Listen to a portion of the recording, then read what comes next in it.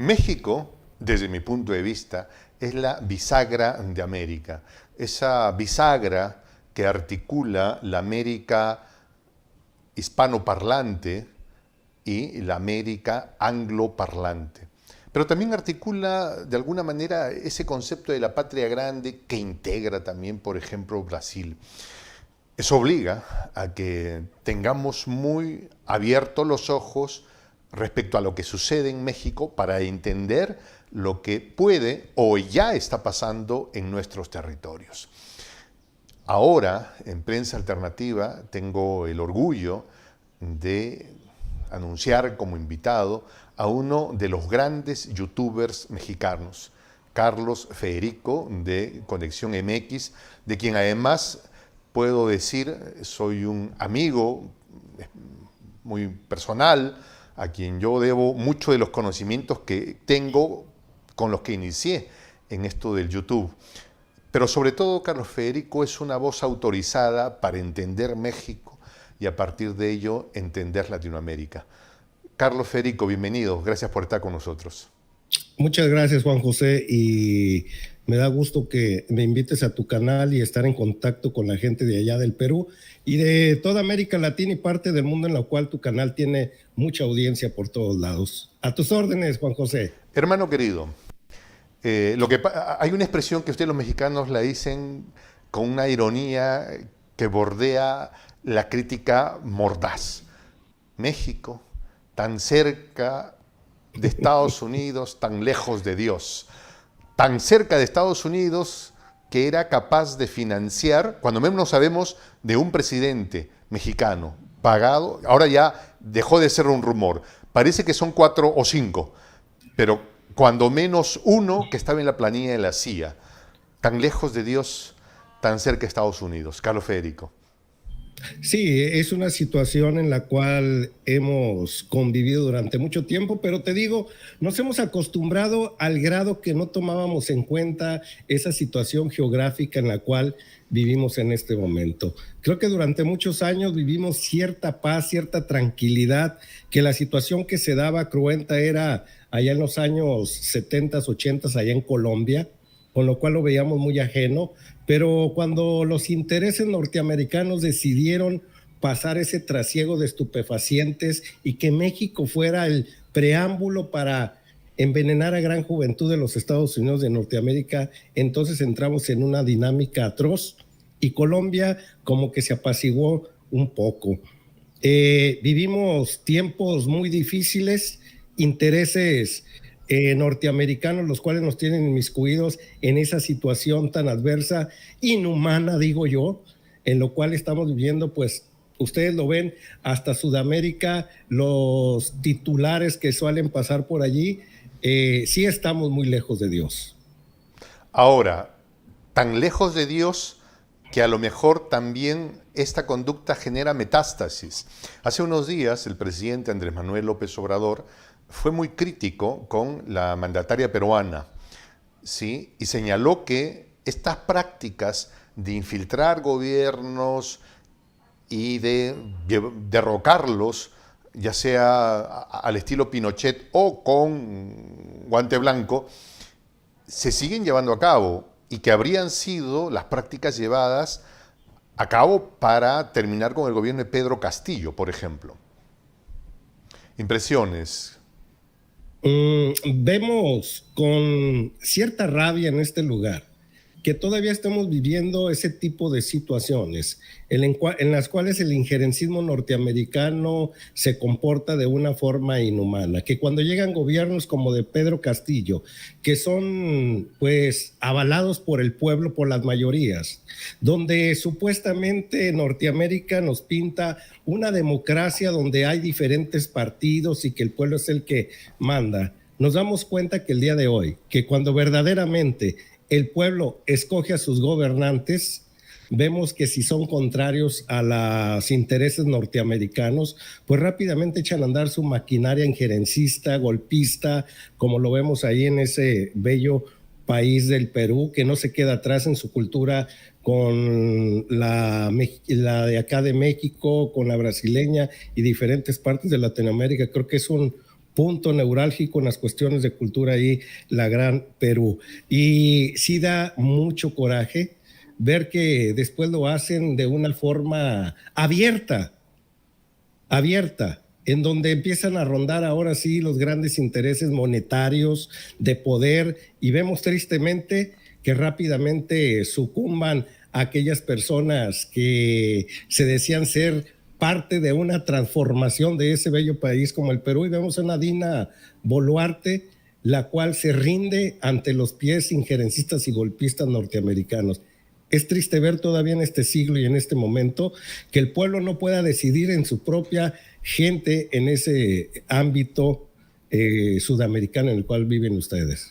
Un personaje crítico con Andrés Manuel López Obrador fue mi coterráneo, y lo digo con vergüenza porque uno no elige los paisanos, y me refiero a Mario Vargas Llosa, ¿no? Digo, uno no elige qué personajes nacen en tu país, ¿no? O sea, supongo que tampoco uno, caso tuyo, te sientas orgulloso de haber nacido con Peña Nieto en el mismo país, ¿no? Pues son cosas que uno carga en la vida, Carlos Federico, ¿no? Entonces, Mario Vargas Llosa plantea una idea como, por ejemplo, ¿no? Tú tienes derecho a la libertad, en tanto que votes como yo quiero que votes. Pero si es que no votas como yo quiero que tú votes, ya no estás ejerciendo la libertad, ¿no? No tienes derecho a votar distinto a lo que yo te ordeno que votes. Este es un concepto muy neoliberal que nos han tratado de apantallar y nos quieren empujar a pensar de esa manera.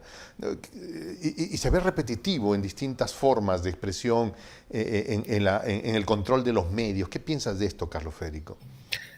Las cuestiones de libertad a las cuales se refieren ellas son opresoras. La realidad es que nos han pintado en el sistema neoliberal unas formas de ser alguien, como dicen ellos, salir adelante, échale ganas y serás una persona de bien y con un recurso económico muy grande. Y nos han dado esas ideas de libertad también tergiversadas, muy cortas en su acción, que las libertades las dictan ellos cómo deben de ser. Cuando verdaderamente el ser humano empieza a escudriñar en las cuestiones filosóficas y se da cuenta que las libertades son cuestiones muy diferentes a las que ellos nos están proponiendo, donde nos manipulan a través de los medios de comunicación, como ya lo expresabas hace unos momentos, donde ellos son capaces de llevarte a votar por personajes que verdaderamente dejan mucho que desear. Aquí en México te pondré ejemplos. De un momento en el año 2000, la gente con mucha efervescencia sacó al PRI, al Partido Revolucionario Institucional, después de 70 años en el poder, y llega un hombre de botas, bragado, con una retórica muy popular, en el cual aparentemente el Partido de Acción Nacional llegaba, aparentemente iba a haber un cambio, y vimos que era más de lo mismo, y que hoy nos damos cuenta que Vicente Fox Quesada, al igual de Enrique Peña Nieto, son personas muy faltas de esa inteligencia necesaria para poder llevar a un país. Los medios de comunicación se encargaron de llevar a esos hombres a esa silla presidencial en ese momento a través de televisión, radio, y vendían muy bien su producto. Como producto nos vendían ahora sí a los candidatos. Hoy en día que tenemos pues acceso a este tipo de medios de comunicación como el tuyo, de la prensa alternativa o Conexión MX y muchos más que han surgido a través de esta revolución de la comunicación en estos momentos, pues vemos la antítesis de la tesis que ellos nos manejaron durante mucho tiempo, y nos damos cuenta que la libertad era todo lo contrario a lo que ellos nos estaban tratando de vender durante mucho tiempo en todos los ámbitos: deportes, arte, política, en el medio común de vivir. En todo se han roto muchos esquemas que ellos nos regalaron, que era lo mejor. Oye, y esto este ejercicio falso de la libertad tiene que ver con que tenían a gente pagada en su planilla, en su nómina, para ejercer ciertos roles, ¿no? Entonces yo me pongo a pensar en este presidente sinvergüenza, ¿no?, del PRI, que estaba en la planilla de la CIA. ¿Cómo reacciona el pueblo mexicano ante esto, Carlos Federico? O sea, es el chisme que todo el mundo sabía que era, pero no había la confirmación. hasta que apareció la prueba. ¿Cómo reacciona el pueblo mexicano ante esto? Con mucha indignación, donde en aquellos ayeres, en los años 60, 70 y sobre todo en los años 70, se vivía un nacionalismo donde había una protección hacia las cuestiones financieras de este país, donde no estábamos inscritos a las organizaciones de comercio internacionales y de repente nos damos cuenta que estos señores eran los que pasaban la información de cómo se comportaba aquí México. Vivir aquel momento atroz de México 1968, en el cual Gustavo Díaz Ordaz mandó a los militares a asesinar a cientos de estudiantes y a desaparecer a miles en todo México, donde esa guerra cruenta en aquel momento en contra de la gente que se manifestaba con todo su derecho de que no estaban de acuerdo en las formas que se llevaba la política en aquellos ayeres, pues todo venía desde la CIA, donde ellos informaban y donde la CIA tomaba las determinaciones y ellos tenían que obedecer a los intereses norteamericanos. Esta situación se da desde los tiempos de el dictador Porfirio Díaz, allá a principios del siglo del siglo pasado, perdón, a principios del siglo pasado, en el cual ya los norteamericanos tenían mucha injerencia en este país. Pues sí, darnos cuenta que Adolfo López Mateos, darnos cuenta que Gustavo Díaz Ordaz, y el último que mencionas tú quizás sea Luis Echeverría Álvarez, que gobernó México del 70 al 76. Digo, se vivía un nacionalismo muy grande en este país en esos momentos, pero estábamos vendidos, pues como dices tú, al poder económico del norte. ¿Y cómo se vive? Tú me dices la indignación del pueblo de saber que el chisme era en realidad una tragicomedia de dimensiones brutales. ¿Y cómo se vive ahora en el que ustedes, para envidia de alguno de nosotros, porque la envidia es pura y dura, tal cual, tienen un mandatario, mi querido, que ha sabido poner una raya y decir, tú de aquí no pasas? Las operaciones de la DEA no se van a realizar nunca más bajo el criterio de la autoridad Gringau. ¿Ya? Aquí las operaciones las hacemos nosotros. ¿Ya? Entonces, ¿cómo vive el pueblo, te iba a decir el pueblo peruano, el pueblo mexicano, una realidad de esta dimensión? Se convierte, yo supongo, en una serie de orgullo personal, nacional, pero también debe convertirse en algún elemento práctico. No sé si nos puedes contar esto, tu reflexión o lo que ves. Bueno, hay un orgullo en estos momentos, ahora sí, de ser mexicano. Durante mucho tiempo era vergüenza salir al exterior. ¿Y qué podíamos presumir de un Vicente Fox Quesada, de un Calderón o de un Peña Nieto? Que esa cuestión nacionalista nos la quitaron hasta de los libros de texto de los primeros años de educación en los cuales el civismo se ausentó. Hoy en día las cosas han cambiado y esta efervescencia política que vivimos y ese fajarse del presidente del día de hoy y manifestarlo a través de los medios de comunicación alternativos como él tiene su propio canal, pues ahora sí nos da un orgullo muy grande en todos los ámbitos de ser mexicano, las cuestiones culturales, las cuales tú constantemente manifiestas en tu país y en América Latina, como que estaban mitigadas, allá escondidas, como que no queríamos que nos sintiéramos parte de esa cultura milenaria en la cual vivimos, darle ese valor necesario, como que nos querían divorciar y hacernos autómatas de un mundo nuevo a la cual ellos nos querían incrustar. Hoy en día las cosas cambian y la división que tenían entre el sur, el centro y el norte de México, hoy en día vivimos una amalgama muy interesante en la cual ya nos vemos como hermanos, sino como gente de un México diferente en el cual vivíamos constantemente. Pero otro de los casos que nos llama mucho la atención es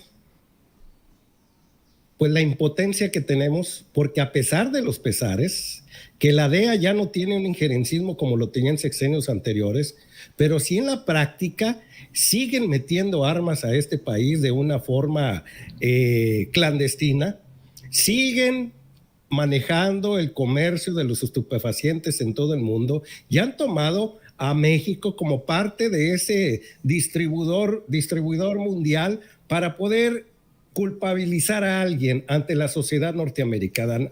Nos queda muy claro, los Estados Unidos siempre crean un monstruo para poder ahora sí culpabilizar de sus errores que ellos cometen. La élite, ¿no? Porque el pueblo no, Sí, en realidad, ¿no? no, son una lindura. De hecho, yo viví durante mucho tiempo como exiliado económico en aquellos lados y el pueblo es una chulada, el pueblo norteamericano común y corriente. Son la élite gubernamental como lo es en Perú. Seguramente los peruanos son unos excelentes ciudadanos, pero las élites gubernamentales, las cuales neoliberales sobre todo, son las que se comportan de esa manera. Lo mismo pasa en el pueblo de España. Cuando nos referimos a los intereses españoles que vienen a América Latina a saquear todavía como si fueran tiempos de la conquista, nos referimos al empresariado corrupto y nos referimos al mundo de la política, que ellos son lo mismo, tienen una amalgama muy grande. Y esa impotencia que tenemos aquí en México ante esos intereses norteamericanos inhumanos, vuelvo a repetir, son de envenenar a gran parte de la sociedad norteamericana y del mundo, donde a ellos les interesa tener una sociedad atontada, distraída, a una sociedad en la cual también les recaudan grandes cantidades de dinero, en el cual toman a países como México para poder señalar que los culpables de su tragedia en ese tipo de circunstancias es el país vecino del sur. Y nos crean como un puente, a lo cual nunca nos hablan de todos esos estupefacientes que entran directamente por los Estados Unidos de Norteamérica y por Canadá. Señalan nada más en ese tercio que ya nombraba el presidente Andrés Manuel López Obrador, un tercio nada más de las drogas que se consumen en los Estados Unidos entra por México. 2/3 partes entran por sus dos países, pero nunca lo anuncian de esa manera. Nunca nos han dicho por qué siguen armando a los grupos del crimen organizado aquí en este país, con lo cual, si ellos ya no les darían ese tipo de armas, pues aquí este país entraría en una dinámica de tranquilidad como lo vivimos hace 15, 20, 30 años atrás, antes de que entrara Felipe Calderón en el año 2006 de manera de fraude.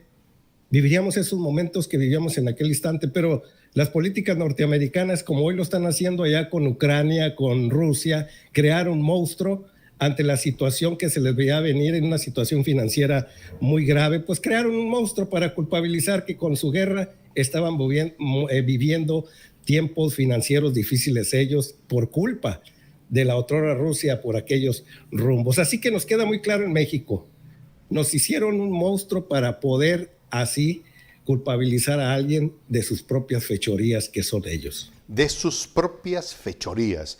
Y estas fechorías todavía tienen secuaces, presumo yo, Carlos Federico. Y estas déjame cortar esto. Y estas fechorías tienen que ver, además, con que yo no creo que hayan decidido renunciar a las prácticas de financiar, ya no sé si a candidatos a la presidencia, o quién sí sabe, pero sí a través de ciertas ONGs o artilugios similares, a la mal llamada, o grupos que se presentan como sociedad civil, ¿no? Que reciben abundantes cantidades de dinero, pero no para activar la sociedad civil, sino para presentarse como tal y defender los intereses de quienes tuvieron privilegios y que cada vez ven que los están perdiendo y de a mucho. ¿Cómo ves eso? Porque yo también veo que eso pasa mucho en Latinoamérica. Esta situación a la cual te refieres son los que mantienen a organizaciones del ultraconservadurismo aquí en México, como el señor Enrique Krauss, esos grandes periodistas que se hacían llamar en su momento y que les creíamos que eran como tales, porque así nos vendían la idea que eso era periodismo. Enrique Krauss, Aguilar Camín, veíamos a López Dóriga, hoy en su momento. Todos ellos, además, pertenecientes a la recua que seguían a Mario Vargas Llosa, a través de su fundación. Claro, y es triste ver que un premio Nobel de literatura, una pluma pues muy cara en sus pensamientos políticos, sea todo lo contrario al premio Nobel. Aunque déjame decirte que en las últimas producciones Mario Vargas Llosa deja mucho que desear, ¿eh? O sea, escribe una novela que es, creo, el gran referente, ¿no?, de él, ¿no?, cuando habla de Zabalita y cuando se jodió el Perú. O sea, escribe una cosa impresionante y luego va decayendo en su producción. Yo creo que Mario Vargas Llosa, permíteme, va a vivir con el estigma siempre de que lo van a comparar con Gabriel García Márquez y de lo que nunca será. Solo te ponía eso como un antes. Tristemente, cada quien escoge cómo vivir el ocaso de su vida, y creo que es equivocado bastante, y él solo se ha ido al basurero de la historia por iniciativa propia. Bien lo dice el presidente de la República: cuando vendes tu pluma al poder neoliberal de esa manera, como que tus neuronas dejan de funcionar como cuando eran más adecuadas al pueblo, hacia la gente, hacia esa sociedad con hambre, hacia esa sociedad de los desposeídos. Esa, digo yo, esa sensibilidad social que te da convivir con ellos, irse a la alta alcurnia e irse a la nobleza, pierdes todo ese feeling que tenía Vargas Llosa, y eso lo hace escribir de la manera que tú estás diciendo. Lo único que me estás diciendo es que el presidente de la República tiene razón, que cuando vendes tu pluma a los grandes poderes, dejas de ejercitar tu mente, que al día de hoy en México todos esos grandes plumas que había en estos lugares, como Enrique Krauss, pues hoy batallan para poder hacer un texto de una manera eficaz y eficiente. Hoy los vemos que se durmieron durante mucho tiempo, que tenían un séquito de gente a su lado, los cuales escribían las realidades, en los cuales ellos nada más firmaban como si fueran ellos los que escribían ese tipo de columnas. Hoy nos damos cuenta que dejan mucho que decían, pero en los años 70, años 60, en los cuales ellos eran unas plumas muy fuertes, vemos sus textos y todavía nos deleitamos con su escritura. Hoy, Vargas Llosa, yo creo pasa lo mismo, pero brincamos a la pregunta que dejamos pendiente. Sí, el dinero que llega, ahora ya no sé si de frente van y financian a candidatos que esperan ser presidentes, puede ser que sí, pero lo que veo es que van por Ciudadanos contra la corrupción en México y toma cantidades, fajos de dinero, ¿no? Supuestamente activar el accionar civil, ¿no? Eso puede ser muy peligroso, no sé, ¿qué piensas tú al respecto? Claudio X González, que es el representante de los empresarios neoliberales de este país, el cual tiene varias ONGs, como dices tú, Mexicanos contra la Corrupción, que el presidente le dice Mexicanos a favor de la corrupción, que pues, tiene otra ONG para las cuestiones educativas, y así tiene varias ONGs que cuando te pones a buscar quiénes las patrocinan, no solo son los empresarios de este país, sino vienen recursos de los Estados Unidos de Norteamérica, de fundaciones de aquellos lados, los cuales vemos que han incurrido en golpes de Estado como los últimos que hemos visto allá en Perú, los que hemos visto allá en Bolivia en su momento, en los cuales desestabilizan ahora sí los gobiernos que llegan a aquellos lugares, imponen gobiernos afines a sus intereses económicos desde allá, desde aquella gran urbe washingtoniana. ¿Cuál es la Sí, continúa, por favor, continúa. No, adelante. ¿Cuál es la posición del pueblo mexicano respecto a estos galifardos, por utilizar un término, ¿no? que reciben dinero y se presentan como enejeros? ¿La gente cómo los ve? ¿Ya los ha descubierto? ¿Todavía les cree? ¿Qué impresión tienes tú? Bueno, la gente que se documenta a través de estos medios de comunicación como el tuyo y el de tu servidor, les queda claro el injerencismo que tienen y la indignación que nos crea a nosotros, y vemos como extranjeros a esos personajes como Claudio X González, como el mundo de los medios de comunicación tradicionales como Loret de Mola, o gente intelectual, la cual hace sus escritos. Bueno, el presidente les dice intelectualoides, que así se comportan de esa manera. Dejan de ser intelectuales cuando venden su pluma, como ya lo dijimos hace unos instantes. Lo vemos con mucha indignación esta situación. Pero aquí, desgraciadamente, Juan Manuel, pasa algo parecido a Perú. No todos los pueblos de aquí de México tienen internet y tienen acceso a este tipo de contenidos en los cuales ellos se pueden orientar. Desgraciadamente para aquellos pueblos todavía llega la televisión tradicional, si es que llega, es lo que les llega a ellos, y están sumamente desinformados, manipulados por esa prensa que aún todavía quiere posicionarse para poder agarrar esas grandes tarascadas de dinero y tener el poder por el poder sin ningún fin para poder ayudar a tanta gente. Es mucha indignación lo que existe por estos lados, pero todavía falta mucho. Por eso el presidente de la República, a través de la paraestatal que genera la energía eléctrica de este país, que es Comisión Federal de Electricidad, quiere llevar a través de esos conductos el Internet para todos los pueblos de México, y como México casi todo está electrificado, pues sería una buena estrategia para que se enteraran ahora sí de una realidad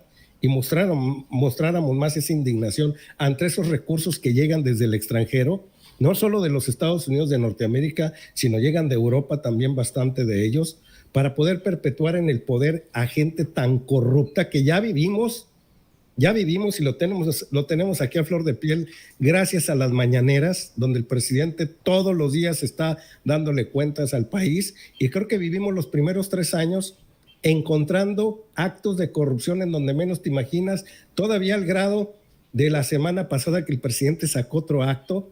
Y todo es gracias a que las redes sociales es donde puede informar él, porque a través de los medios de comunicación tradicionales difícilmente sacan ese tipo de notas, o las sacan por ahí escondidas, donde pocos las pueden ver. Hablar del México de ahora tiene como protagonismo, o es absolutamente inevitable, hablar de Andrés Manuel López Obrador. O sea, México en este momento tiene un sinónimo, AMLO. Y si alguien ha estudiado el fenómeno AMLO, eres tú, Carlos Federico.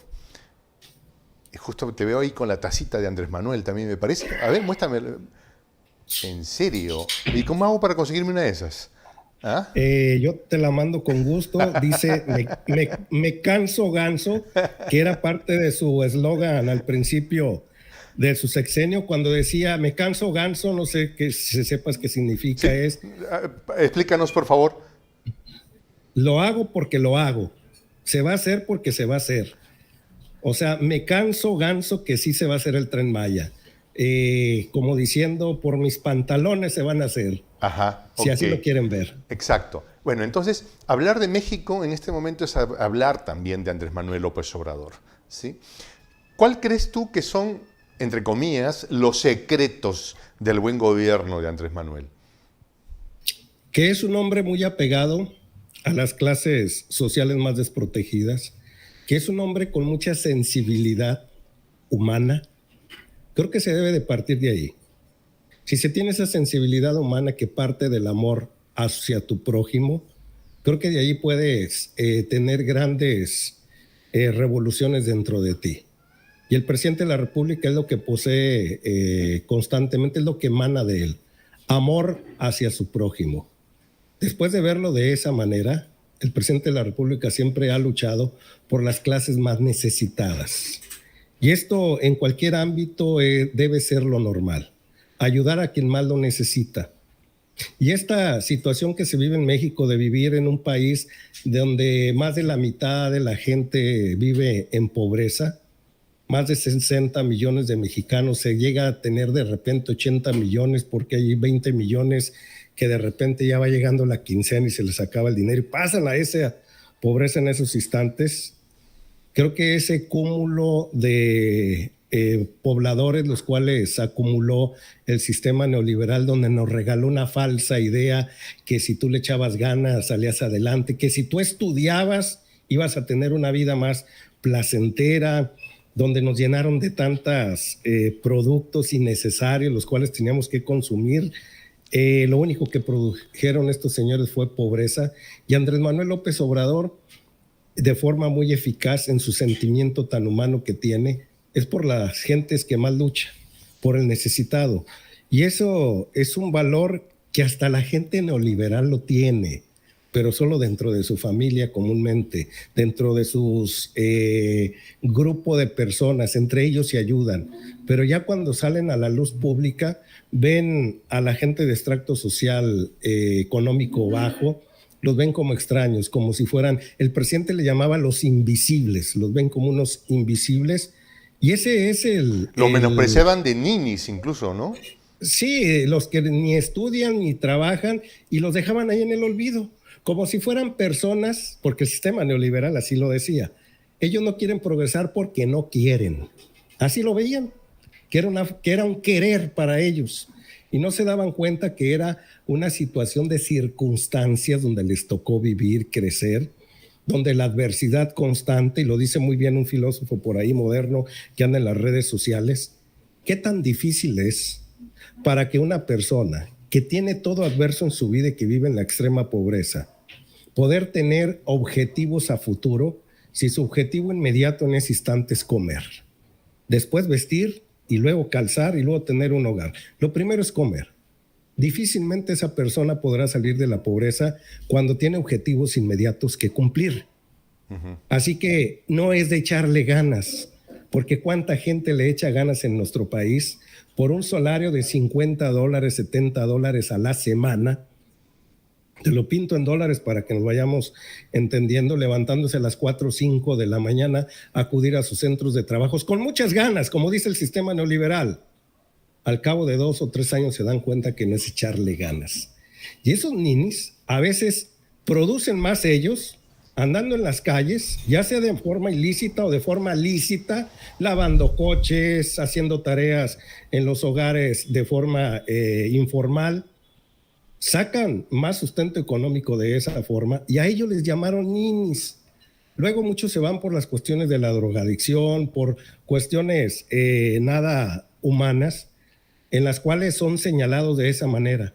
Pero lo que les lleva a vivir ese tipo de situaciones son las circunstancias en las cuales ocasiona el mundo empresarial neoliberal, los cuales los relegan con esos sueldos que de veras llegan a la frustración en sus momentos, que hay instantes en su vida que van creciendo, en la adolescencia sobre todo lo he visto, con ese sueño de querer tener, de querer hacer, con ese ímpetu tan grande que tienen ellos, pero a la postre se dan cuenta después de entrar a esa etapa de la juventud que les es imposible y no saben esa manera de atacar su situación, su circunstancia en la cual viven. Así que el mundo neoliberal ha creado este tipo de personajes en el cual Andrés Manuel López Obrador sí ha sabido rescatarlos a través de becas para que vayan a estudiar, a través quitarles ese mote de ninis y a esos mentados ninis hacerles un programa que se llama Jóvenes Construyendo Futuro, los cuales van con un carpintero, con un soldador, con cualquier oficio que haya, ellos se incrustan ahí, el presidente de la República les paga un salario para que subsistan y durante un año aprendan ese oficio y también le paga a la persona que los está adiestrando y les está sirviendo en su campo de trabajo. Hasta una persona que desponcha llantas en cualquier... A ver, para entender.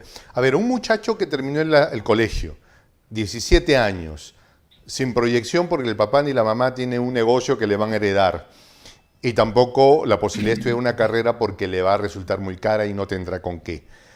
Entonces, de pronto, en la esquina del barrio hay un lugar donde arreglan llantas. Correcto. Entonces, postula a una especie de pasantía dentro del taller. Pero el dueño le dice, yo no tengo con qué pagarte porque en principio tú no sabes nada del negocio. Así que si yo me dedico un año a enseñarte, yo voy a perder mi tiempo.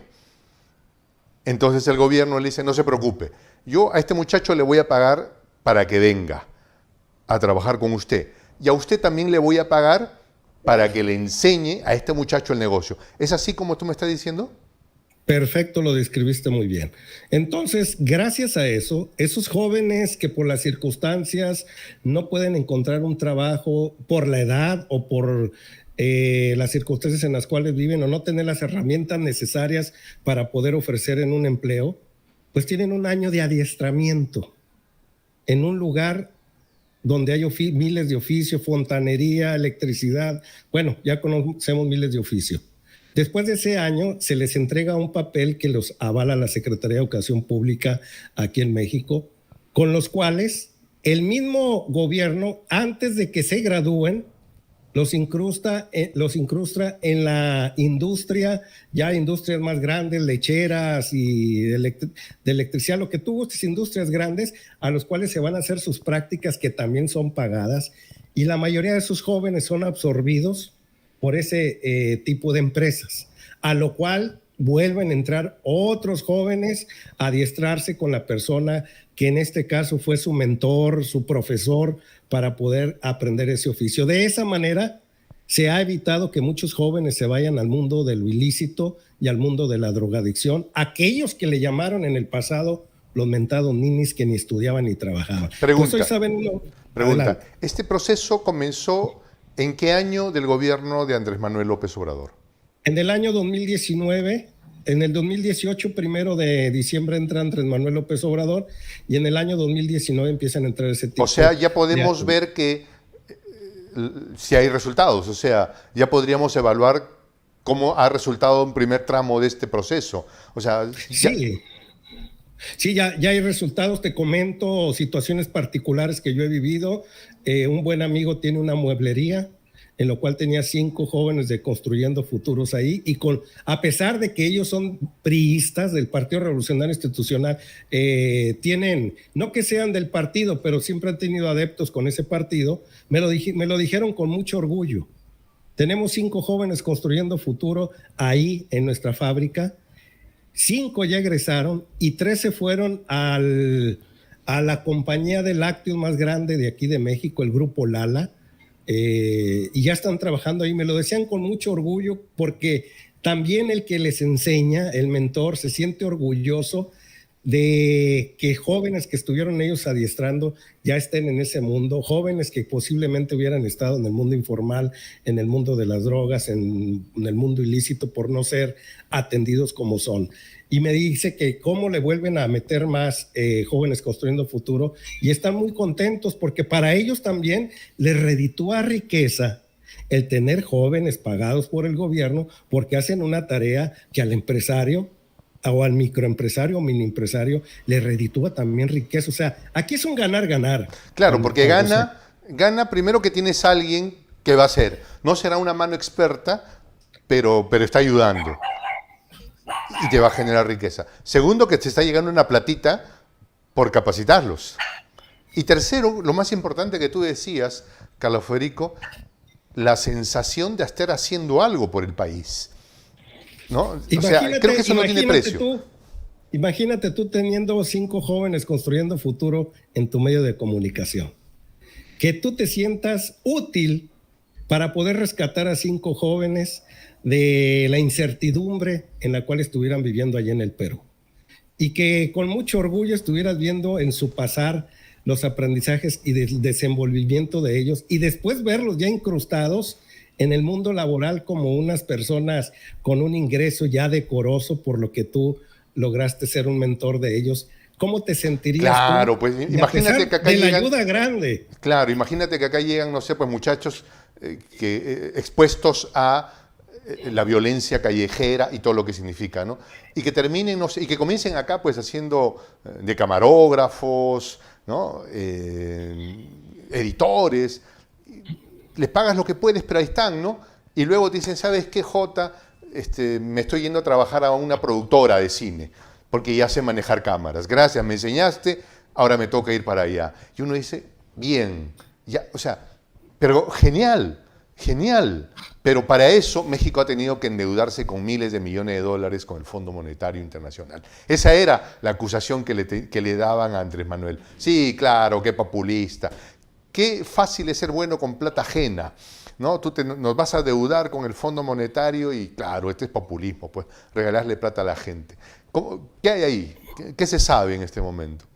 Ningún peso ha pedido el presidente Andrés Manuel López Obrador para poder llevar este tipo de ayudas. Fue simple el obtener los recursos económicos para poder llevar a cabo este tipo de situaciones, las cuales dan alegría a mucha gente. No solo a la persona que se le adiestra, sino el adiestrador también. Y claro que el que lo ocupa en su momento, pues ve con mucha alegría ver que ya hay personas que están llegando con un oficio. Y jóvenes que no están maleados, como dice el presidente.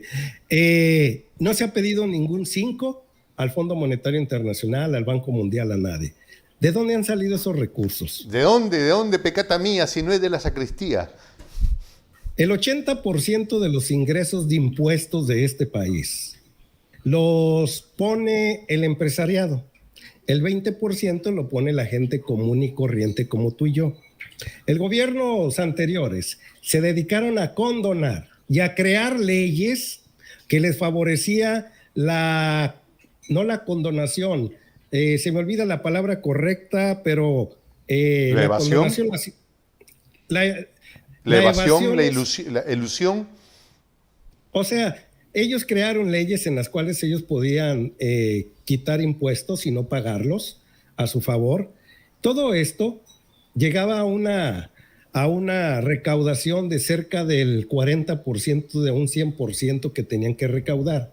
El 60% se iba por estas cuestiones de corrupción, condonación, evasiones, e infinidad de argumentos que ellos creaban para que los grandes empresarios no pagaran. Repito, ellos son el 80% de los que ingresan a las arcas de la Secretaría de Hacienda y Crédito Público de este país, pues y siempre tenían en persecución esa secretaría al 20%, a los medianos empresarios y a los microempresarios, y pues a los que éramos empleados, pues ahí tú no podías pelear nada porque ya de tu cheque venía deducido tus impuestos.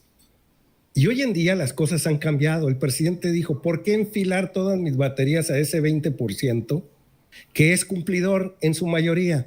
Mejor me voy al 80%, y ahí empezó a recabar las grandes cantidades de dinero, al grado que nos damos cuenta que no es necesario pedir dinero al extranjero, haciendo una hacienda pública de manera honesta.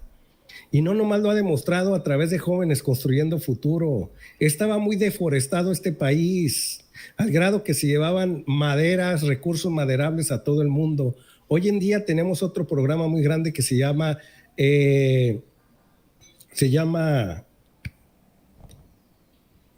Sembrando Vidas. Sembrando vida. La que se Sembrando Vida. Uh-huh. Que se está aplicando en todos esos recursos, en ese mundo geográfico deforestado. Hoy se está reforestando y se está dando mano de obra, sobre todo a aquellos lugares más desprotegidos de México, sobre todo el sur, donde la gente acudía constantemente a trabajar al norte, a los Estados Unidos de Norteamérica, y en su pasar la gente de Centroamérica está siendo contratada también para que trabaje en ese lugar, al grado que se ha exportado esa ayuda social a Centroamérica para mitigar la ola de migración que sale de aquellos lugares, para darles trabajo a la gente de aquellos lados. Y también Sembrando Vidas ya está en Guatemala, en Honduras, en aquellos países de Centroamérica. Tenemos ayudas sociales para los jóvenes que van a estudiar, que normalmente no tienen el recurso económico para tener su autobús, su sustento alimenticio o comprar cualquier producto que se necesite en la escuela. También está, ahora sí, es una ayuda universal. Y sobre todo a los adultos mayores de 65 años y más, los cuales están recibiendo una pensión de manera universal. O sea, que si usted es Carlos Slim, el más rico del mundo, y tiene 68 años, 70, también le llega su ayuda social a Carlos Slim. Esta es universal. ¿Por qué universal? Claro que el señor Carlos Slim y esa gente, pues lo hacen por no obtenerlo, no hay ninguna necesidad. Pero lo digo de esta manera porque lo quieren hacer sin cuestiones partidistas. Que claro, todos tengan acceso a esa ayuda. No quiero saber quién eres, no quiero saber a qué te dedicaste, solo sé que tienes más de 60 y tantos, toma tu platita. Toma tu platita que te mereces, y no es un regalo, es una que te mereces por tu tiempo productivo que le diste a este país, y es momento de que tengas una ayuda social, porque la mayoría de nuestros viejos, ya en esa edad, en la tercera edad, la mayoría carecen de una pensión o una jubilación. ¿Por qué? Porque el mundo neoliberal proliferó en su mundo que ya nombré, proliferó la informalidad, la cual no tenías patrón, no tenías jefe, no cotizabas para poder pensionarte, y muchos de ellos quedaron en la orfandad. Aquellos viejos que se volvieron a veces estorbo en las familias pobres porque no había cómo mantenerlos, pues hoy mínimo les llega algo cada mes. o cada bimestre para que ellos puedan tener el sustento para algunos días, porque no es un pago para que ellos vivan de esa manera, es una ayuda social, con lo cual hoy, te lo digo también con mucho orgullo, pues aquellos viejos que a veces eran un estorbo, hoy cada vez que van a cobrar son llevados por la familia, porque el señor, el abuelo va a traer ahí un sustento económico, con lo cual ya sabes que son muy humanos y son muy dadivosos a la hora de... Carlos Federico, ofrecer cosas en campaña es lo que usualmente hace cualquier candidato. Cumplirlas ya es otro cantar. Aquí en el Perú hay una expresión que dice una cosa es con guitarra y otra con cajón. ¿Ya? ¿Ya? Entonces, claro, cuando tú eres candidato tú ofreces de todo, pues otra cosa es cumplirlas. Entiendo que Andrés Manuel López Obrador hizo oferta de campaña, en campaña, ¿no? Las mega obras, desde Dos Bocas, que es, entiendo, la refinería, el Tren Maya. ¿Cómo está en el cumplimiento de estas grandes ofertas y si están en desarrollo? ¿Qué impresión tiene sobre esto? A ver, pero vamos por partes.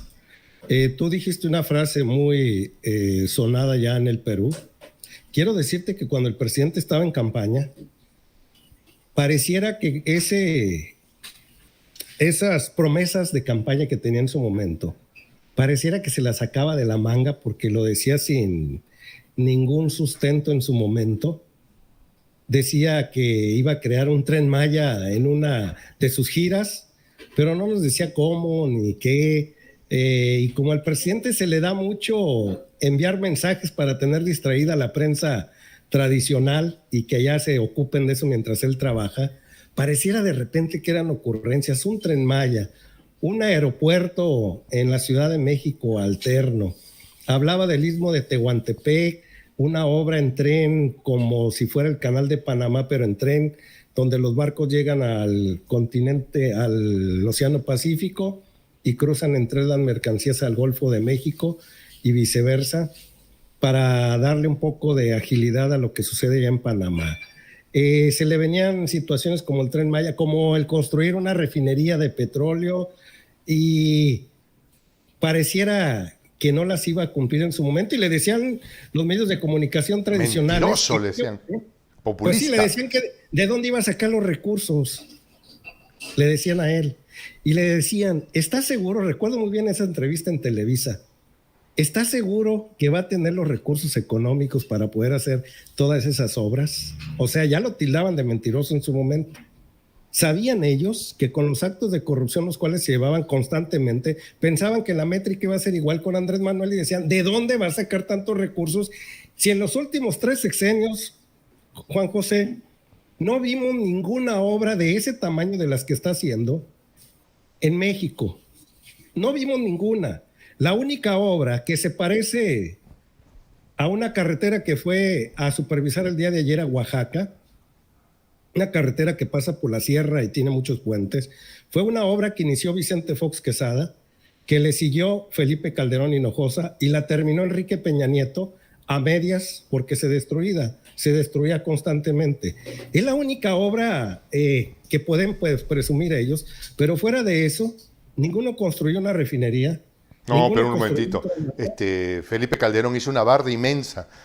Bueno, dejó la barda nada más y unos tanques ahí tirados, sí. A lo cual el presidente ya juntó todo el rompecabezas y lo está armando una vez más para poder darle vida a esa refinería en Tula, Hidalgo. Y así no podemos ver. Yo le pregunto a los aplaudidores del neoliberalismo aquí en México, les digo, díganme una obra del tamaño del Tren Maya, díganme una obra del tamaño de Dos Bocas, díganme una obra del tamaño del aeropuerto. ¿Cuándo construyeron un aeropuerto? Fox intentó hacerlo y no pudo. Felipe Calderón lo echó por el caño. Vimos que Enrique Peña Nieto empezó a hacer un aeropuerto en un lago, lo cual no era factible construirlo ahí, pero ellos se empecinaron porque traía actos de corrupción grandísimos. Díganme una obra como el Istmo de Tehuantepec, ese tren que va a pasar por ahí. Hay un video que me encantó. De todas estas obras, ¿cuál es la que más te jala a ti? ¿Cuál es para ti la más importante? El Tren Maya.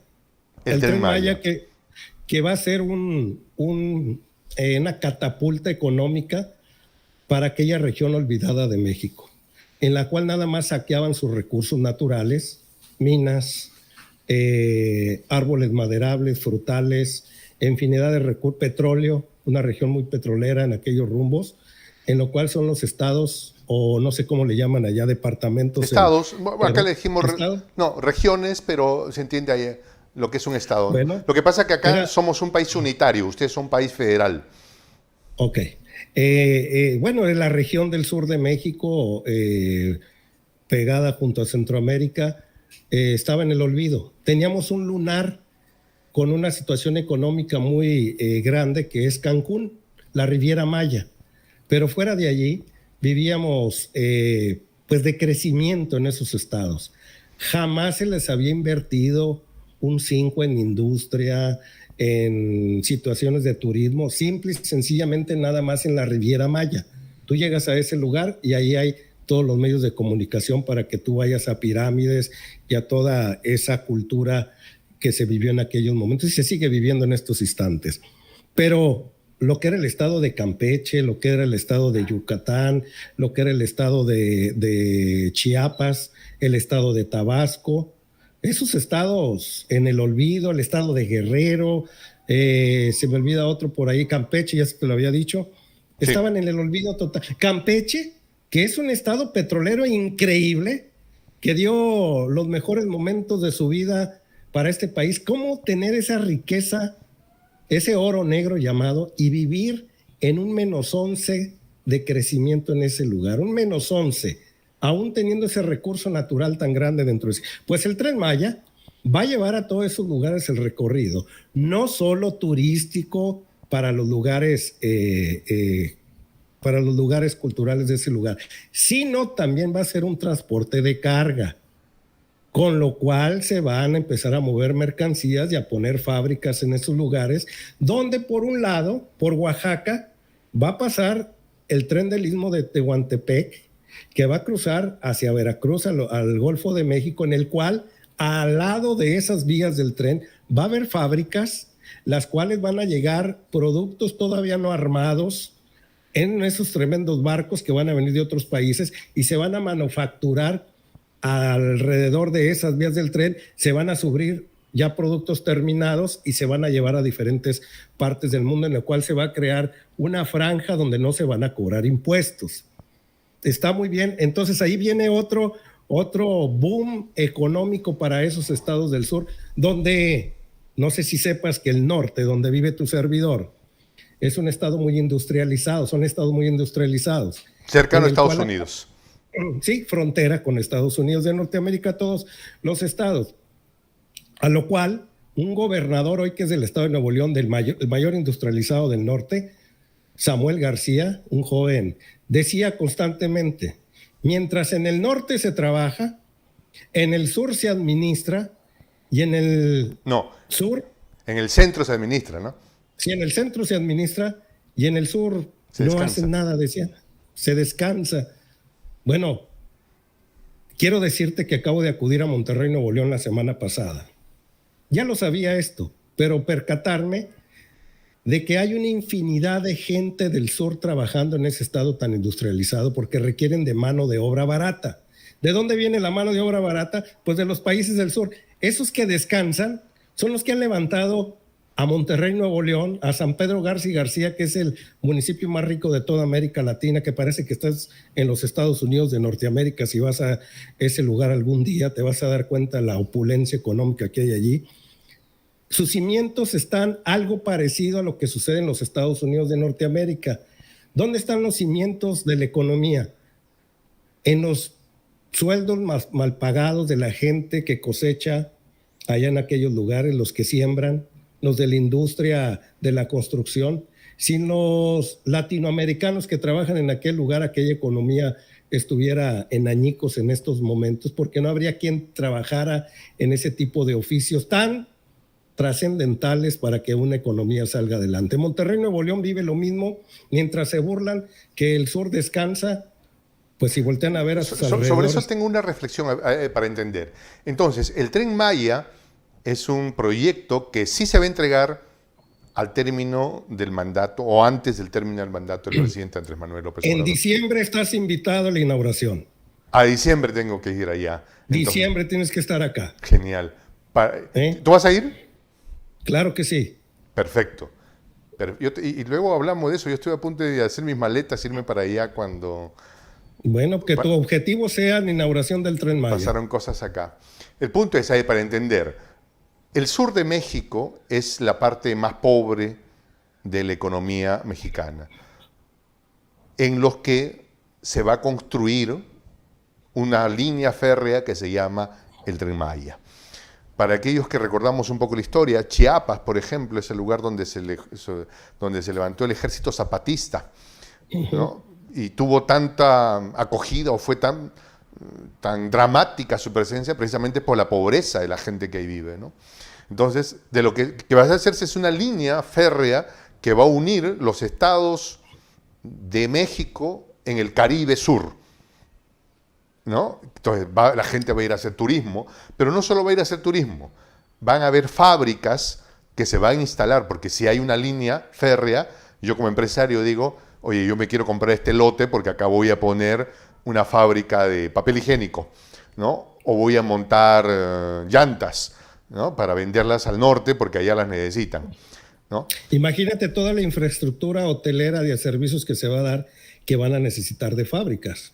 Para comenzar. Y ahora y hay algo que me dices que recién lo entiendo, que esta línea va a tener conexión en la altura de Oaxaca con el tren que se está construyendo en el istmo de Tehuantepec, ¿es correcto? ¿O es...? No van a tener conexión con ella, pero va a estar muy cercano. Ya. Las carreteras, la carretera que fue el presidente de la República a inaugurar a supervisar, es parte de esas carreteras de doble sentido donde van a transitar en la mitad del tiempo de un punto A a un punto B, en lo cual es parte de eso que estás nombrando tú para tener esa conexión entre las vías férreas del istmo de Tehuantepec y el Tren Maya. Y no se te olvide también que la construcción en el sur, en esa parte en Tabasco de la refinería de Dos Bocas, es otra catapulta económica que se da. Sobre eso quería ampliar luego. Te voy a ser honesto, yo desde la distancia he visto con mucho más interés que el Tren Maya el istmo de Tehuantepec. Y te doy mi mirada. Puede ser que alguien mirando de lejos y sin conocer, pues a lo mejor no le entienda correctamente, y luego tú me dices si que voy correcto o no, ¿no? El Tren Maya sí es valioso porque une la parte pobre mexicana, la parte no industrializada, creando espacios para el turismo y para proyectos futuros de la industria. Ahora, el istmo de Tehuantepec es una cabecera de playa en el Pacífico con otra cabecera de playa en el Atlántico y una línea férrea que las une, ¿no? Entonces, esto es un canal de Panamá, pero en línea férrea, ¿es correcto? Idéntico.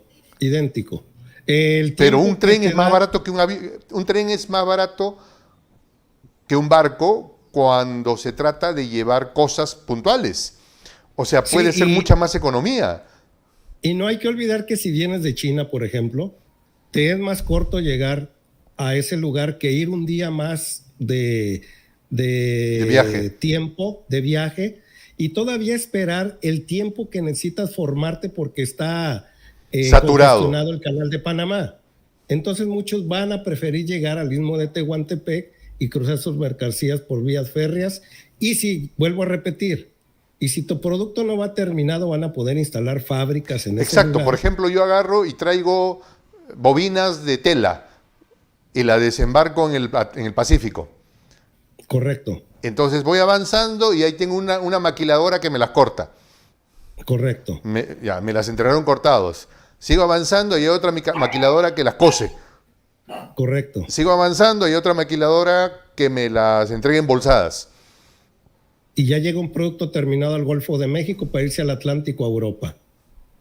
O a Miami. Ese va a ser o sea, es un eje económico brutal. Es una competencia al canal de Panamá, entre comillas, porque no va a tener la dinámica tan rápida que sí tiene el canal cuando ya estás a la postre de cruzar. pero es otra dinámica diferente, una alternativa más para empresas que se les acomode ese tipo de dinámica en ese lugar. Entonces, pues está haciendo una alternativa más aquí en México que va a ser un boom económico parecido al que tenemos en la cintura del norte de México, pegados con los Estados Unidos de Norteamérica. Tenemos algo así. Los gringos nos traen piezas, nosotros en las maquiladoras las armamos y se las regresamos como producto terminado. Lo que va a pasar con Tesla, ahí en Monterrey, Nuevo León, muy sonado, ¿verdad? Que viene el gran proyecto de Elon Musk. Pues vamos a hacer una maquiladora nada más. Monterrey está a 2 horas y media de la frontera con Texas. Pues lo único que van a hacer es traer partes, armar el auto y regresárselos ya en producto terminado. Pero ya es moneda que te queda, ya es trabajo de gente. Con 10 veces de su valor de lo que costaría en Texas y pues sí deja una derrama económica en este lugar. Y no creas también que la situación de Tesla es todo el boom que se está platicando. Pero volviendo al Istmo, ¿me permites? Sí.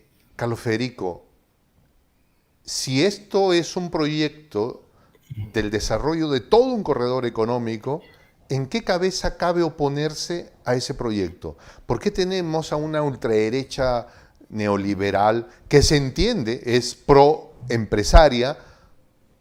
¿Por qué se oponen tan obtusamente a un proyecto de ese tipo?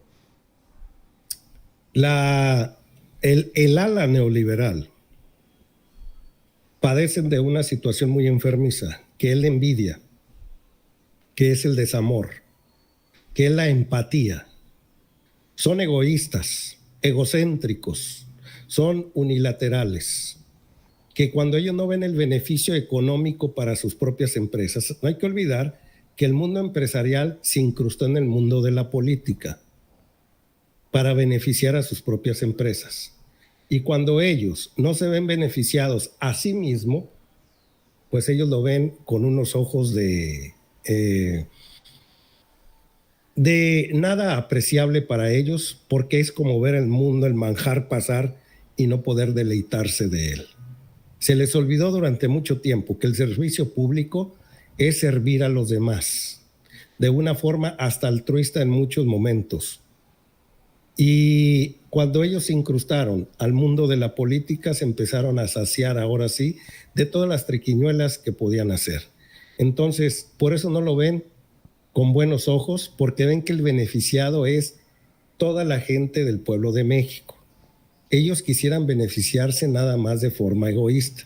Lo que pasó con las cuestiones de la reforma energética aquí en México en los tiempos de Peña Nieto, donde la reforma energética la hicieron para beneficiarse unos cuantos y beneficiar a compañías extranjeras como Iberdrola el día de hoy, que afortunadamente Andrés Manuel López Obrador les acaba de quitar una gran parte del pastel.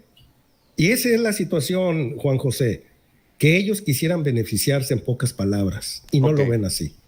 Beneficiarse me refiero de forma deshonesta. Porque el beneficio sí viene de manera empresarial y hoy tú le puedes decir a un empresario cómo te está yendo en la cuarta transformación en tu empresa a manera de ventas y a manera de ingresos legales. Te van a decir mucho mejor, pero siguen volteando a lo ilícito como que se volvió una enfermedad. Claro.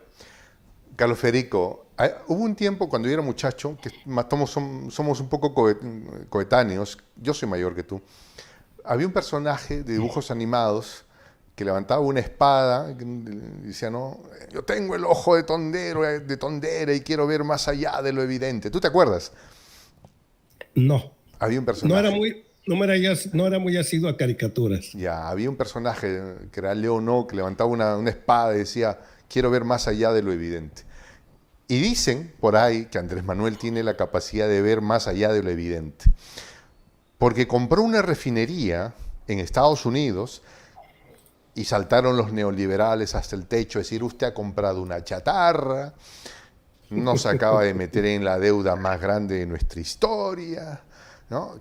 ¿Cómo se le ocurre comprar una procesadora de refinados de petróleo cuando estamos ya en otros tiempos? Y saca sonapa. Unos meses después, la crisis del petróleo producto del conflicto en el este de Europa, y México es uno de los pocos países que dice, bueno, el refinado en mi país no va a subir tanto porque tengo más o menos con qué pechar el asunto. ¿Tiene la capacidad de ver más allá de lo evidente, del futuro? ¿O es cuando uno actúa de buena voluntad? ¿Qué impresión hay sobre eso? ¿O hay exageraciones? Dicen que le preguntaban a un jugador de hockey que era el número 1 en los Estados Unidos de Norteamérica que qué hacía para ser el número 1.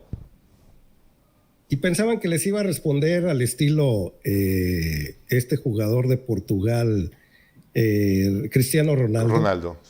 Pues que a base de mucho entrenamiento y que a base de mucho esfuerzo. Pensaron que iba a responder algo así.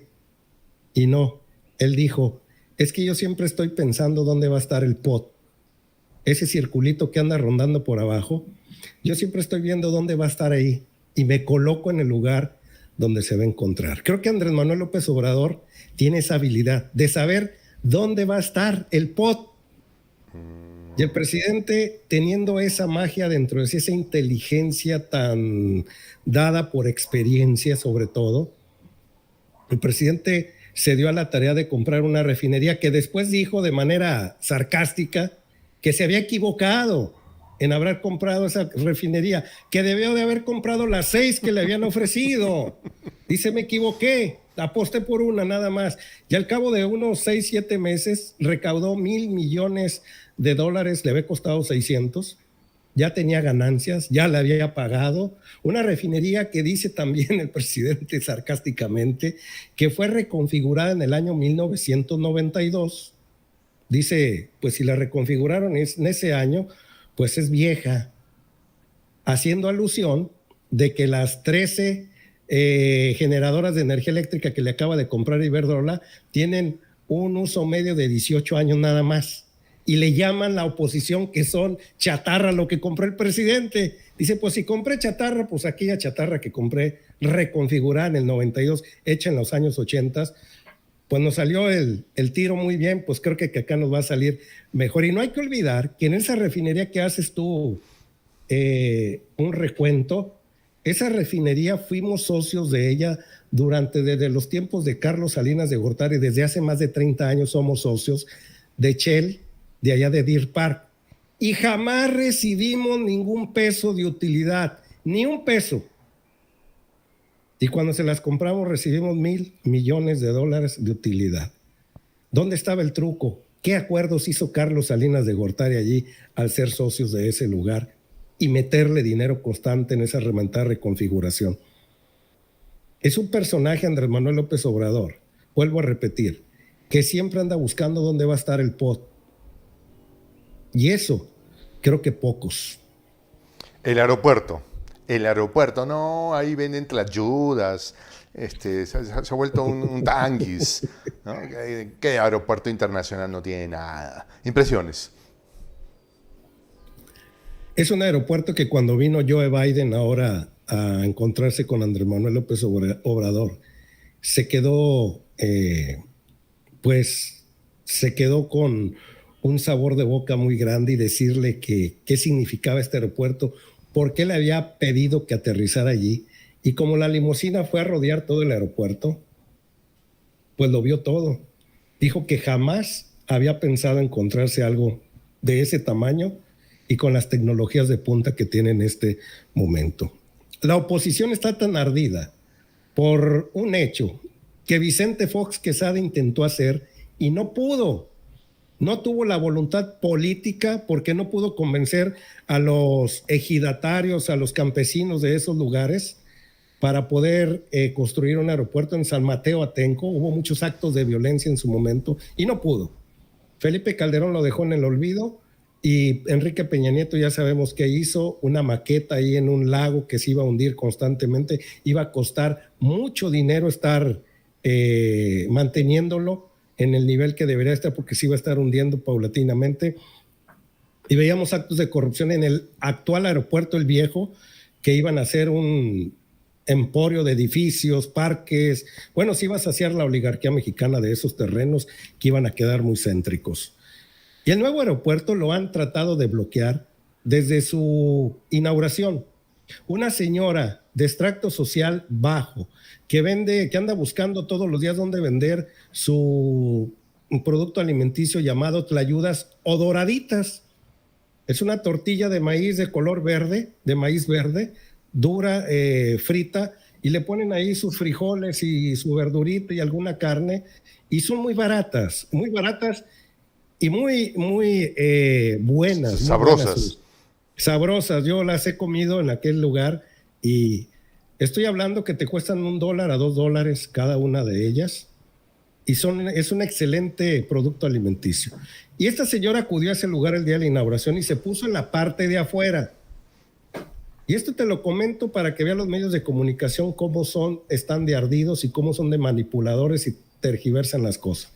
Acudió como cualquier comerciante ambulante que hay en cualquier lado, se acomodó en cualquier lado porque se veía que iba a haber gente y empezó a vender sus tlayudas. No estaba dentro, estaba en la parte de afuera.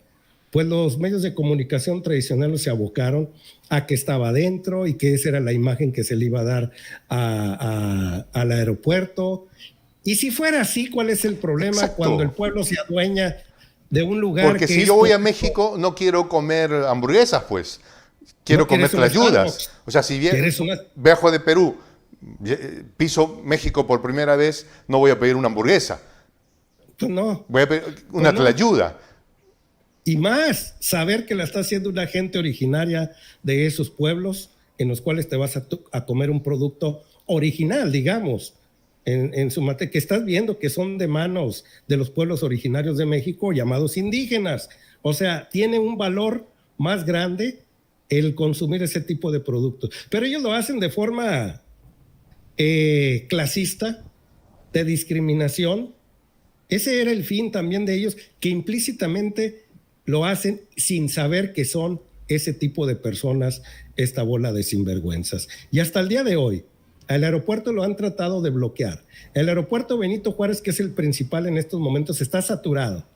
Y te lo digo por experiencia propia. Constantemente llegas tú a un vuelo de las 3 de la tarde y sales a las 5, sales a las 6, porque van retrasos de la saturación que está. Se les ha dicho constantemente a las aerolíneas que pasen muchos de sus vuelos al aeropuerto Felipe Ángeles al Nuevo, pero por hacerle la vida imposible a Andrés Manuel López Obrador, prefieren que el usuario la lleve en sus retrasos que tiene para viajar de un punto A a un punto B. Nada más por no tener vuelos en aquel lugar, pero se ha ido llenando ese aeropuerto poco a poquito porque los nuevos vuelos a nuevos lugares, pues tienen que hacerlos allá porque no hay permisos en el actual. Y poco a poco ya se van teniendo vuelos en aquel aeropuerto en el cual vemos que todavía el mundo neoliberal se opone a vivir de una forma honesta. Que la torre está torcida, que se va a caer, que había un cerro y que lo tenían que agujerar porque si no el avión no iba a pasar, que iba a tener conflicto aéreo un aeropuerto del otro y que mientras salían unos de llegaban, no podían salir del otro. O sea, una vil mentira que hasta los controladores aéreos de otros países como de Francia y de Estados Unidos avalaban ese tipo de estupendas ideas que se les venían a estos sinvergüenzas, al grado que Andrés Manuel López Obrador ya tenía un estudio desde antes de que fuera candidato de que ahí era factible que hubiera un aeropuerto sin que entraran en conflicto uno del otro. Por eso te digo que cuando era candidato de repente nos decía que iba a ser un aeropuerto y ya veíamos que era imposible construirlo por los 3 sexenios que no pudieron y que iba a cerrar el otro. Más decíamos, como que se nos hacía un cuento en su momento. Hoy vemos que pues no es nada improvisado Andrés Manuel López Obrador. Uno normalmente está orgulloso de su origen nacional, ¿sí? De nuestras historias comunes en algunos casos, de nuestra historia con patria. Yo como peruano, evidentemente, gran orgullo por mi historia. Pero, ¿qué se siente ser mexicano en los tiempos de Andrés Manuel? Para terminar esta entrevista, Carlos Federico. Creo que para poder responderte esa pregunta te tengo que expresar qué se sentía ser mexicano y qué se siente el día de hoy. ¿Qué se sentía ser mexicano en el norte de México, en el estado industrializado, donde estamos más agringados que mexicanizados, con mucha moda gringa, con mucha moda de los Estados Unidos, con muchas costumbres de ellos por cuestiones geográficas y por cuestiones políticas? no había mucho orgullo de ser mexicano, al grado que te soy honesto, que la gente originaria de los pueblos del centro y del sur venían a estos lugares de forma informal a vender sus productos, ya sea los que fabrican ellos o productos de otro tipo como dulces o alimentos, en los cuales llegó un momento en que parecieran que fueran un adorno de tu caminar sobre parte de la ciudad, como si fueran un estorbo de repente. No había no había ese conocimiento inculcado desde tus orígenes en las escuelas de kinder, primaria, secundaria, sino se abocaban más las escuelas de este país a llevarte a automatizar y a disciplinarte para las cuestiones laborales y no aprender mucho de tus orígenes. Veíamos también que parte de Chihuahua, que es un estado norteño y está el mundo tarahumara, y ellos bajan mucho en tiempo A los de frío. tarahumaras. Los tarahumaras, campeones en maratones corriendo descalzos, también se veían como un divorcio, como si fueran cosas extrañas.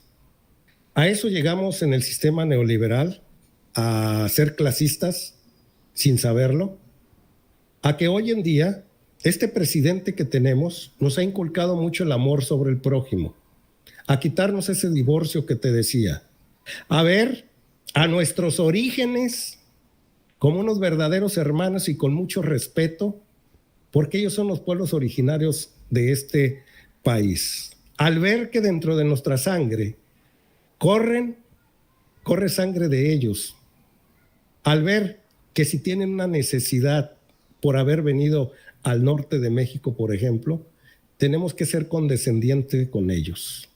Preguntar el día de hoy de dónde proceden, qué cultura traen, a lo cual ya no son los indiferentes, ya no son los adornos de antes. Hoy los vemos con mucha empatía, que si acuden a nuestro lugar es por una necesidad. Difícilmente ellos acuden para poder regalarnos su cultura. Ellos vienen por una necesidad, porque el sur siempre ha sido olvidado en este país. Ese amor que el presidente de la República nos ha metido dentro de nosotros y vernos que debemos de modificar nuestra manera de pensar y de sentir y de accionar, donde el mundo priista y panista nos metió muchas cuestiones de clasismo, de discriminación, de no sentir orgullo por nuestras raíces. Hoy en día con Andrés Manuel López Obrador te lo tengo que decir. El portar una camisa con el gran Emiliano Zapata, este gran revolucionario de allá del centro de México, de Morelos, a un lado de la Ciudad de México, el saber quiénes eran, el saber qué hacían, por qué luchaban. Él tenía un eslogan muy trillado, pero que llama mucho la atención. La tierra es de quien la trabaja, lo decía constantemente, en el despojo de tierras que han tenido el mundo indígena, a lo cual me refería hace unos momentos. Y hoy decir soy mexicano, hoy es digno de presumir, hoy es digno de decirle al Jota, viva México, señores, la revolución democrática aquí de México está trabajando, hoy con la frente en alto puedo hablarle a un cubano. Yo recuerdo mucho a los cubanos en Florida que con mucho orgullo se sentían de ser en la vida personajes con una cultura muy grande, con unos conocimientos necesarios, herramientas que traían arraigadas por el sistema educativo que tienen ellos y por el nacionalismo que les crean en ese lugar. Pues hoy te puedo decir que antes no podía enfrentar a mucha gente de ese tipo. ¿Qué les podría yo mostrar si tenía mucha ignorancia de mi mundo indígena? Si tenía mucha ignorancia de la cultura de ellos, no podía defenderme en sí, porque el mundo de la política se encargó de apachurrarnos a muchos de nosotros, de hacernos sentir obedientes y sumisos. Hoy en día nos hemos quitado ese mundo opresor y te puedo decir con mucho orgullo que me siento, pero ¿qué te diré? Vuelvo a repetir, que te puedo presumir de ser mexicano y de segundo, te puedo presumir de ser latinoamericano, porque algo de que se lo ha encargado López Obrador hoy en día pues es volver a unir a ese México que se ausentó durante mucho tiempo y miró nada más para el norte. Hoy Andrés Manuel López Obrador tiene una excelente comunión con el pueblo peruano al defender a Pedro Castillo, de que de manera injusta lo tienen ahí detenido, de estar en una amalgama muy grande con el presidente de allá de la Argentina, con Lula da Silva, con Lula da Silva, con Petro, que por cierto ya corrieron allá al embajador de Colombia en Perú una vez más, dejando mucho que desear el gobierno de aquellos lados, de donde tú perteneces.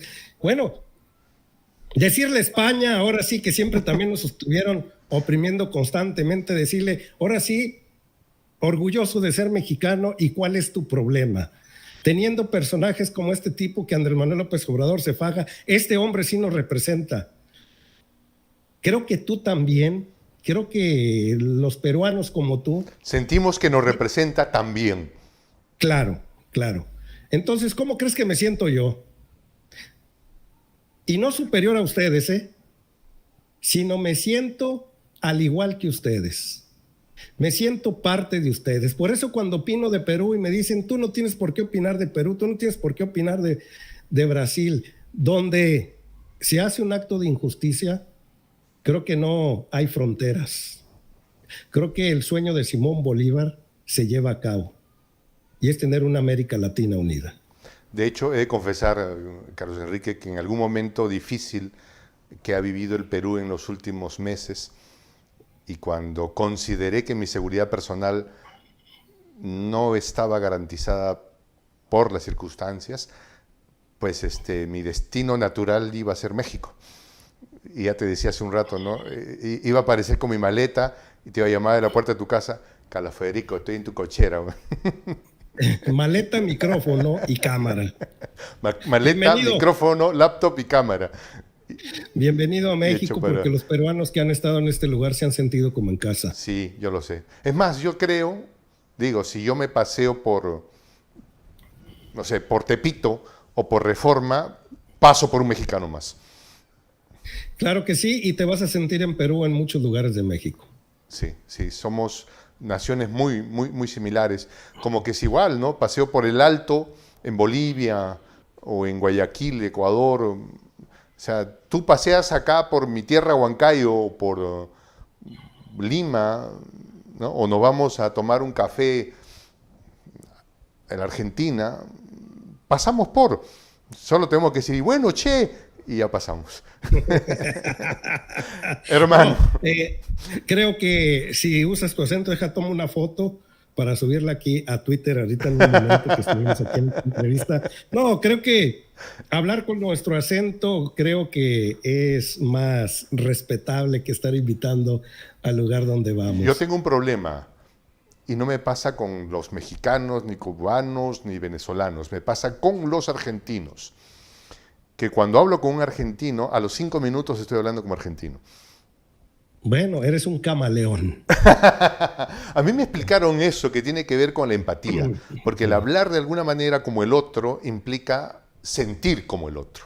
Entonces sientes su clima, su riqueza, su orgullo, y terminas hablando un poco como ellos, ¿no? Lo mismo me pasa también cuando hablo con la gente originaria de las comunidades andinas de Perú.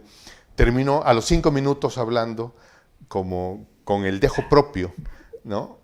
Entonces, y bueno, son cosas de la vida.